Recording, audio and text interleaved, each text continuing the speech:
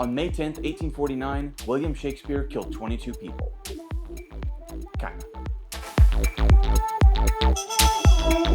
If you're a fan of obscure New York history or obscure theater history, then you already know we're talking about the Astor Place Riot, also known as the Shakespeare Riot. Despite both modern and contemporary sources citing the reason for the riot was the interpretation of Macbeth, Shakespeare had almost nothing to do with the violence that happened at Astor Place. The true reasons for the Astor Place Riot were a rising sense of American nationalism in the underclasses, classism, potatoes, and a lake. Let's start with the lake. On the spot where the Five Points was built originally stood a 48-acre lake called Collect Pond. This lake was very important to early New Yorkers because unlike many of their water sources which were infected with brine from the Atlantic Ocean seeping into the soil, Collect Pond was spring-fed, giving them a source of pure, clean water. But that didn't last. As New York City grew, tenement housing and tanneries specifically popped up all around Collect Pond. Now, I don't know if you know this or not, but in the old days, tanneries used urine in their processing. Even tanneries that were using more modern techniques still had very caustic runoff, and all of that runoff went into Collect Pond. Collect Pond very quickly became contaminated and completely unlivable and unusable for human life and consumption. New York had a fantastic plan. Fill in the pond, which, remember, was spring-fed, and build luxury homes over it. Now, when a spring is filled over or plugged, the water doesn't just magically go away. It's still there. New Yorkers quickly learned this as the water table crept upwards and upwards, turning their nice paved cobblestone streets into rivers of mud and urine and feces as everything overflowed, buildings sunk down. When people were writing about Five Points and how it was, the first floors were often inaccessible. People had to go upstairs in order to access even the first or second floors of these buildings that were sinking into the mud. So very quickly, the rich and middle-class New Yorkers that had settled in the Five Points fled to Upper New York. And the people who settled in their place were primarily destitute Irish immigrants, which leads us to the potato. Despite the potato being ubiquitous to Irish cuisine and culture, the potato is not native to Ireland. It's native to the Andes Mountains. When the potato was imported into Ireland, it was not brought in to be used as a staple food for the British Isles as a whole. It was brought in to be used as fodder for animals and fodder for farmers, so that those farmers wouldn't have to eat and cut into the profits of the bigger cash crops like wheat, barley, and rye, which the British landlords who owned the farms would collect and sell to line their pockets. Because potatoes grow very quickly, Irish farmers use those as their primary food source. And more importantly, one potato can give you an entire field of potatoes. Most of us have done the experiment in school where you take the eye of the potato, you cut it out, and you put it in a box, and you keep it in somewhere dark, like a closet. I think we kept ours under the sink. I don't know. But from the eye of a potato, another potato plant grows. There's just one major problem with that. Every potato you grow from an eye of a potato is a clone of the potato it came from. While cloning gives you a very, very high yield of edible potatoes, it does not give you genetic diversity. Lack of genetic diversity in humans and animals gives you things like the Habsburgs. Lack of genetic diversity in plants makes them extremely susceptible to diseases and blights. And in 1845, the potatoes in Ireland had almost zero genetic diversity. In 1845, a potato blight hit Ireland hard, and by 1847, nearly all the potatoes in Ireland had been wiped out. Now, potatoes weren't the only food on the island, but it was the only food that they were allowed to eat, because remember, wheat, barley, and rye are cash crops. Largely driven by newspaper propaganda that the Irish were lazy and that the British government had created a welfare state out of Ireland, Parliament refused to help the Irish people, and as a result, millions of them died.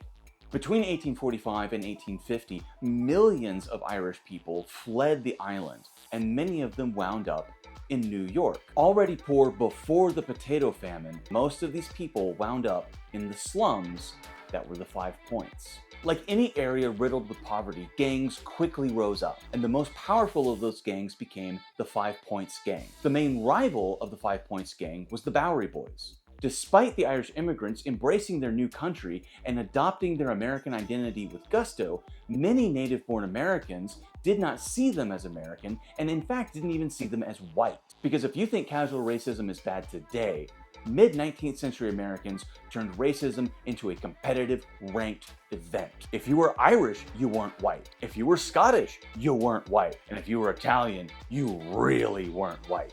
And the people who really exemplified that were the 5 Points Gang's rivals, the Bowery Boys. The Bowery Boys were a group of native-born Americans who absolutely hated and resented the influx of Irish immigrants, and they regularly had violent clashes with the 5 Points Gang. But despite the many differences between the Bowery Boys and the 5 Points Gang, they both agreed they hated the British.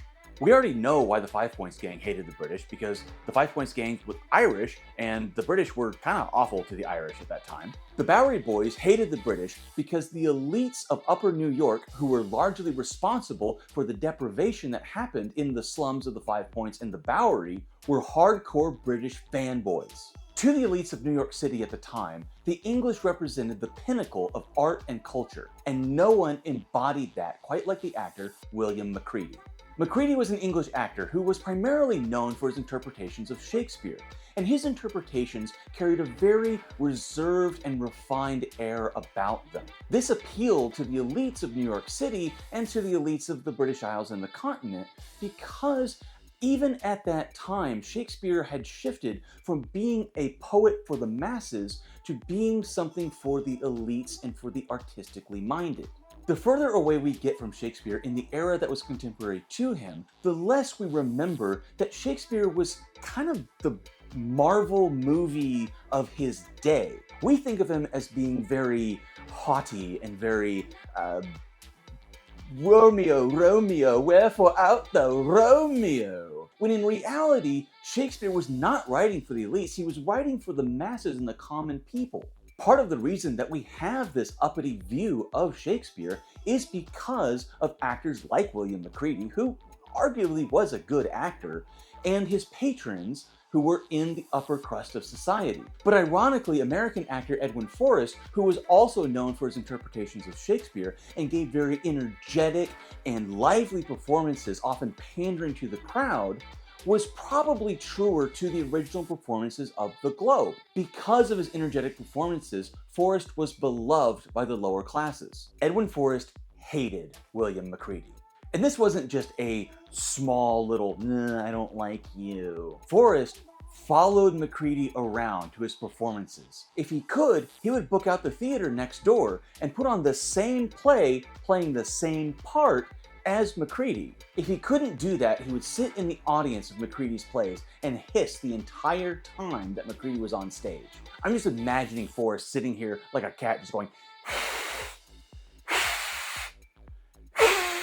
Edwin Forrest's pettiness did not know continental boundaries. He did this in Great Britain, he did this in Europe, and he did it in both of William Macready's US tours. And on William Macready's second US tour, we find ourselves at the Astor Place Opera House. The Astor Place Opera House was built right above the Bowery and the 5 Points, but despite its proximity, it did not welcome the residents of those neighborhoods. Astor Place catered to the wealth and opulence of the New York City elite. And this is where William Macready decided to put on his fateful performance of Macbeth. But unlike the other spots on Macready's US tour, New York was a little bit different.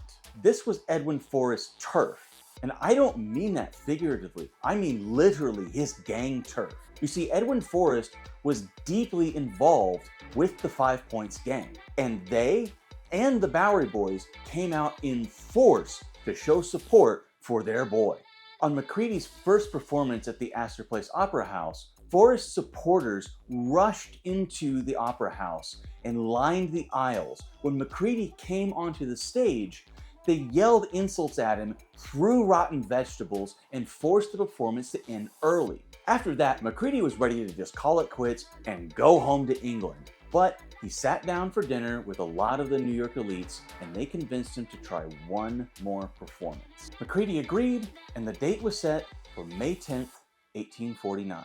However, in the lead up to that, 3 sets of pamphlets were printed. One set of pamphlets was aimed at Macready's supporters, warning them that violent gangs were on their way. The other set of pamphlets were aimed at Forrest's supporters. One set of which, the only set that we have copies of, said, "Working men, shall Americans or English rule in this city?" And they claimed that the crewmen of a British steamer were threatening to beat up anyone who protested Macready's performance at the Astor Place Opera House, which they called the English Aristocratic Opera House. Now, we don't know where these pamphlets came from. Yes, we do know where they were printed, but the printer didn't know who hired him. It was all done anonymously. And the 2 men who put out the pamphlets, again hired anonymously, were told to put these up side by side, which they did.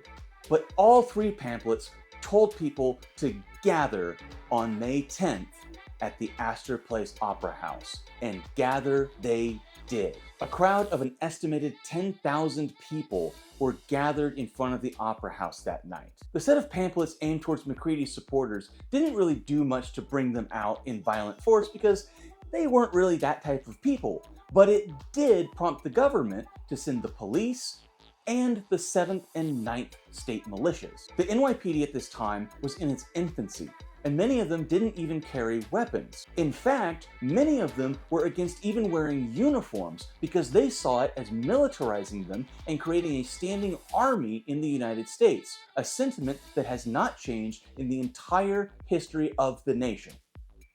Initially, Forrest supporters attempted to do what they did last time and rush to theaters, booing, hissing, and throwing rotten vegetables to shut it down.